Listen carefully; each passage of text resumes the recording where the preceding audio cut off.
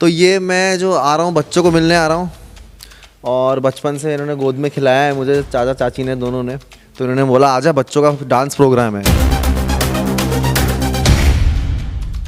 हम किसी अपने को अपनों के बीच बुलाते हैं, और अगर शमी आ रहे हैं या सुरेश रैना आ रहे हैं तो वो कोई इलेक्शन के लिए तो आ नहीं रहे। क्या आपने कभी किसी के मुंह से एक शब्द भी सुना कि वोट दीजिए सबको?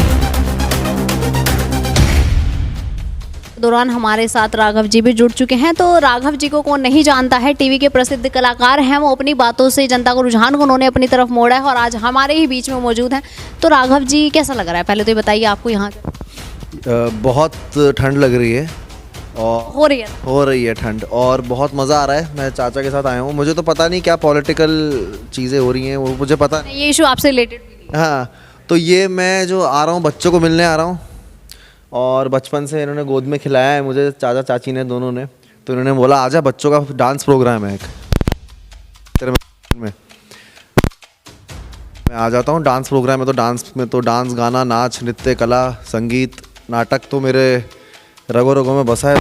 उसको देखने के लिए और बच्चों को जो प्रोत्साहन देने के लिए, उनको एक इनकरेज करने के लिए मैं कहीं भी पहुँचता हूँ, इसलिए मैं आ गया। यहीं था मैं, बनारस में।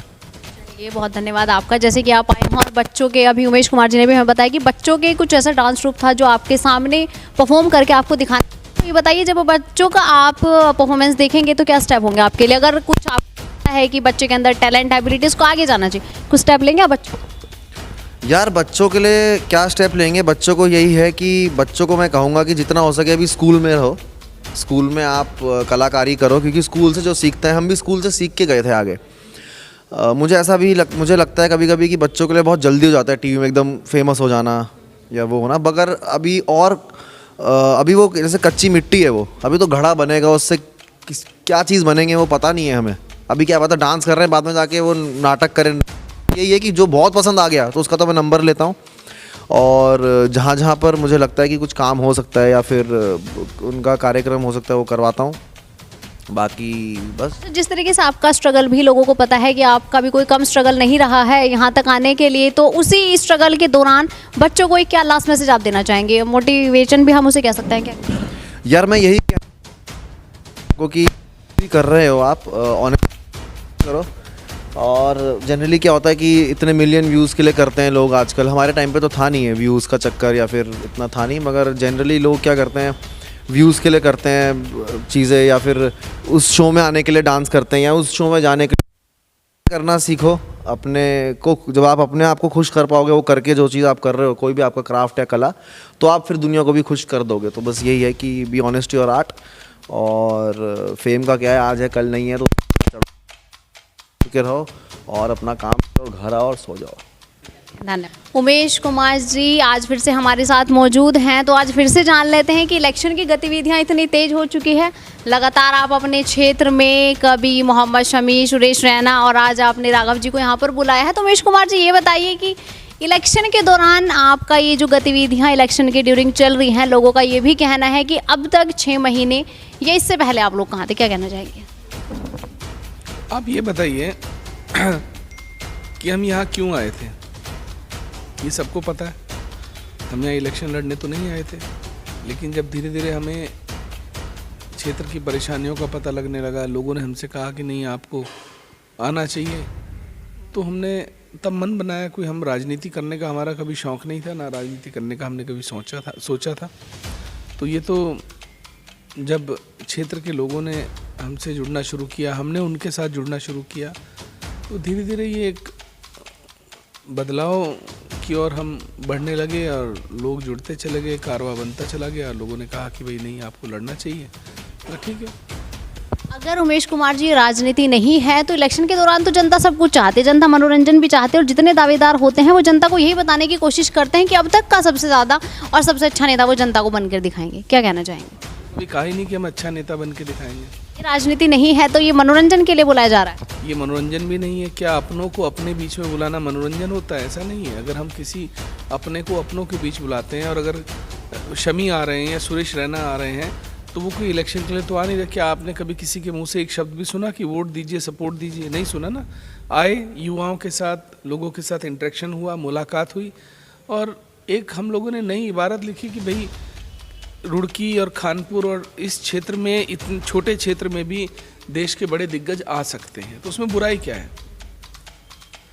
अगर युवाओं को देश की बड़ी हस्तियों के साथ इंटरेक्शन करने का मौका मिले तो इसमें बुराई क्या है? आज भी 10 बच्चों के करीब जो ट्रूप्स हैं वो आज अपने प्रस्तुतियां करेंगे, तो उनको भी एक देश की बड़ी नामचीन हस्ती, जिनको माना जाता है कि भाई वो जज रहते हैं कई बड़े जो इंडियन आइडल टाइप के जो प्रोग्राम्स होते हैं, डांस शोज़ होते हैं, उन सब में वो जज करते हैं और प्रतिभा जो है उसको चुनते हैं, जो अच्छे प्रतिभाशाली बच्चे होते हैं, तो बच्चों का भी मॉरल बढ़ेगा, उन्हें भी एक बड़ी हस्ती के सामने अपनी प्रतिभा दिखाने का मौका मिले।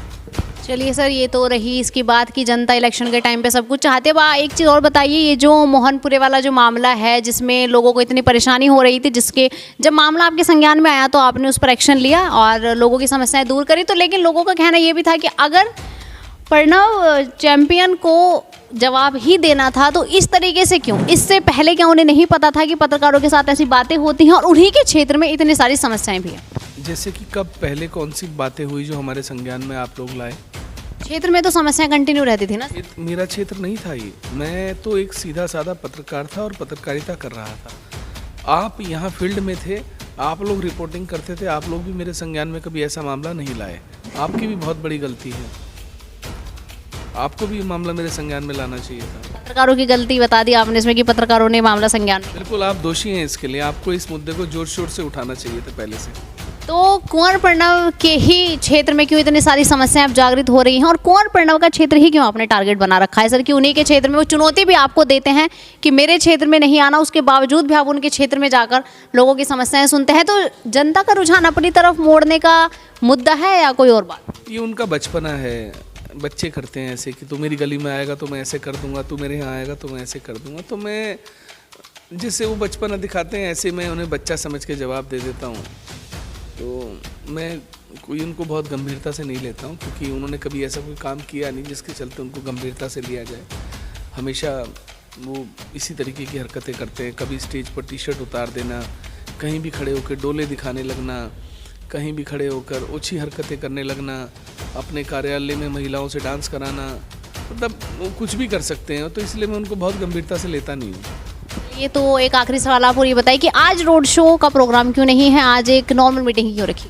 ऐसा है कि बच्चे जो हैं, बहुत सारे ऐसे डांस ट्रूप्स थे जिनको प्रस्तुति करना चाहते थे, जो राघव के सामने अपनी प्रस्तुति करना चाहते थे, तो उसके माध्यम से फिर वो अगर हम रोड शो रखते तो बच्चों से इंटरेक्शन नहीं हो पाता, तो उसके लिए हमने ये तय किया कि हम एक ही जगह पर कार्यक्रम को रखते हैं ताकि सभी बच्चों का इंटरेक्शन हो सके। धन्यवाद उमेश कुमार।